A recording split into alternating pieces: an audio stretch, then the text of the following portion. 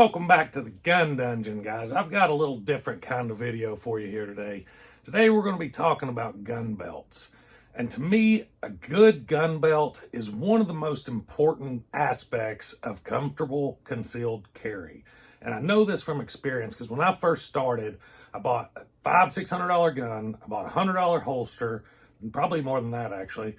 And then I was wearing a cheap old just Walmart belt. And it wasn't as comfortable as I wanted it to be. Once I finally switched to a good quality gun belt, it made all the difference in the world.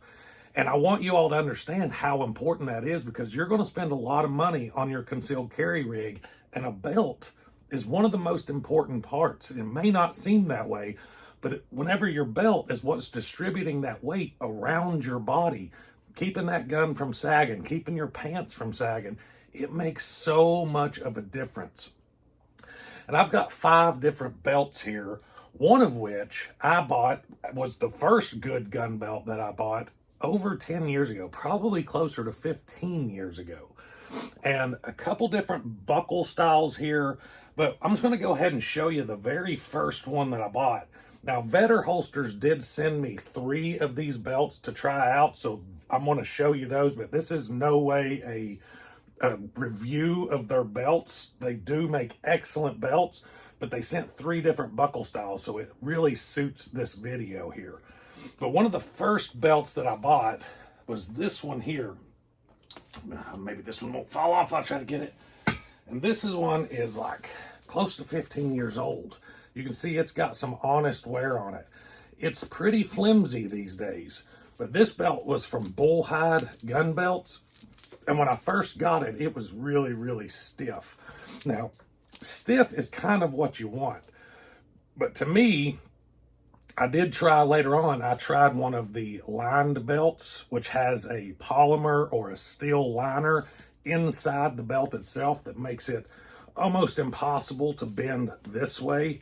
You can see that one's still pretty daggone stiff to be that old, but it was almost too stiff. It was like wearing a hula hoop around my waist. There was no give at all. And you can see after some years of wear, this has kind of formed and molded to my body, and it fits pretty comfortably.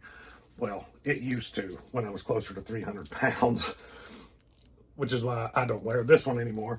But whenever I lost weight, and before Vetter started making belts, I did buy another belt from Bullhide Gun Belts, and it's this one.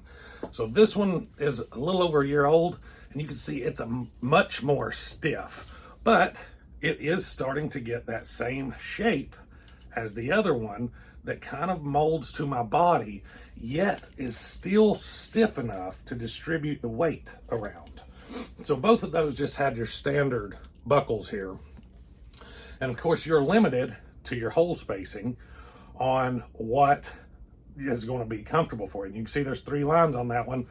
That is the, well, yeah, that one, probably wearing a thick gun, small gun, no gun. That's probably the way that works. But this is a good quality belt. You see it's got excellent stitching. All the leather just feels good. You can tell it's quality leather, but it is limited by your holes. That's something that a couple of these belts don't have an issue with. Now, you saw the Bullhide belts there. This is the Vetter belt, leather belt, excellent quality. You can tell that is real leather there. Great quality belt. You can change your buckles if you want, take the screws out. Excellent quality belt. I actually wore this belt to a wedding here recently because it's a good looking black belt, and I needed a black belt because the ones that I have for gun belts are brown. But I needed a black belt, wore this one. Very, very comfortable belt and very, very solid. Very rigid leather, going to distribute that weight very evenly across your body. So, you saw those types of buckles. Let me show you this one from Vetter. This one is very, very interesting. So, you can see, don't look like much at all. But the cool part about this type of belt, it's very minimalist. But once you set it, and you're just going to set your length by adjusting this however you want it, shorter, longer, whatever. And you can see this is a very stiff belt as well, we're just going to leave it right there for now.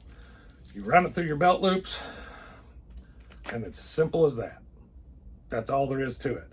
Once you set it for your adjustment, you don't have to keep resetting it.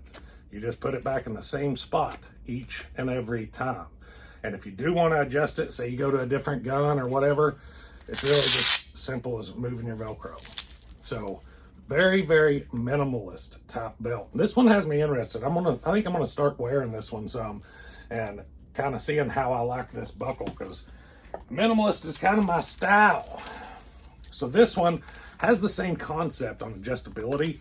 You're going to adjust it with Velcro right here. This is going to be your adjustment on this side.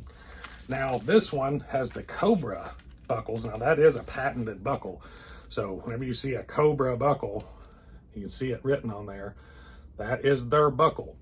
Now these suckers are super, super strong. You'll see these on rigger belts, a lot of like competition style belts, because this buckle system is extremely strong, extremely durable. Well, I say that until I put it in backwards. And once it latches, it is in there until you push these ears and release it. But that is a solid lockup.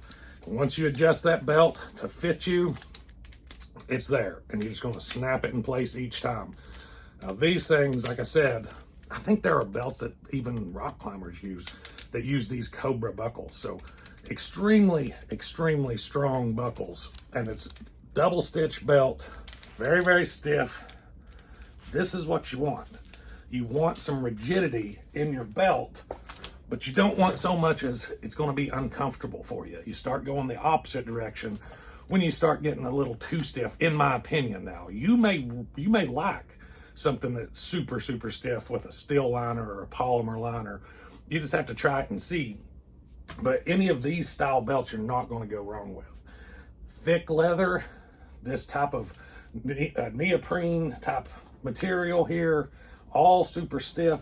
And where this gets its stiffness is from being double layered here, and all the extra stitching that goes in there makes this super stiff. Now these will kind of mold to your body as well. Probably not so much as the leather will, because leather kind of has memory, whereas this doesn't so much. But having a good stiff belt with your carry system is one of the most important parts of your carry system, in my opinion. And if you're carrying a cheap belt, try a good one. You've already spent all the money on the holster, on the gun, on the training ammunition, on the carry ammunition, extra mags. You're selling yourself short if you don't drop some coin on a good belt.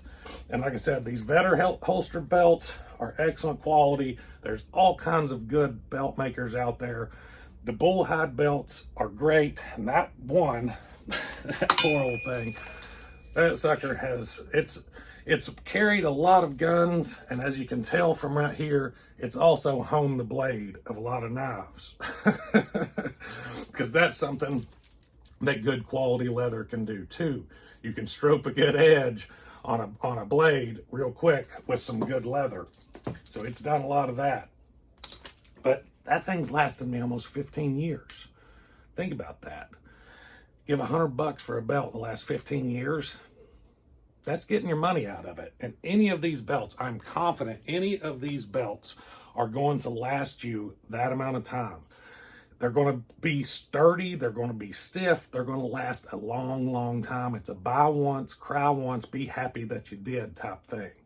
So let me know what belts you guys carry down in the comments and what you've had good luck with, bad luck with. And let's hear what you all have to think. Hope you all enjoyed today's video. If you did, don't forget to hit like and subscribe. Until next time, guys, stay tuned.